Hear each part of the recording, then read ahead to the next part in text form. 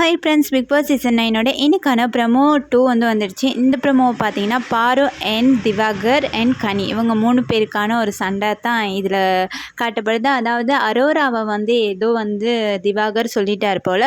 பாரு இதுக்கு பொங்கி எழுந்துட்டாங்க. ஏன்னா அவங்க ராணி இல்லையா, அதனால் பொங்கி எழுந்துட்டாங்க.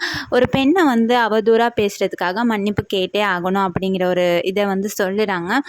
அரோராவுமே இதை பெருசாகவே எடுத்துக்கல. பாரு தான் ஓவராக பண்ணுறாங்க. அவங்கள பற்றி தெரியும் இல்லையா, ஆல்ரெடி சும்மா கத்திக்கிட்டே இருப்பாங்க. இப்போயும் அதே தான் பண்ணுறாங்க.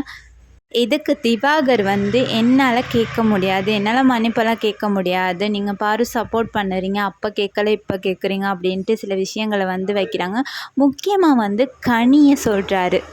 என்னென்னு பார்த்தீங்கன்னா, நீங்கள் குரூப்பிசம் பண்ணிக்கிட்டு ஒருத்தருக்கு ஒருத்தர் சப்போர்ட் பண்ணிக்கிட்டு இருக்கீங்க, அது நல்லாவே தெரியுது. தயவு செஞ்சு குரூப்பிசம் பண்ணாதீங்க அப்படிங்கிற ஒரு விஷயத்தை போட்டு உடைக்கிறாரு.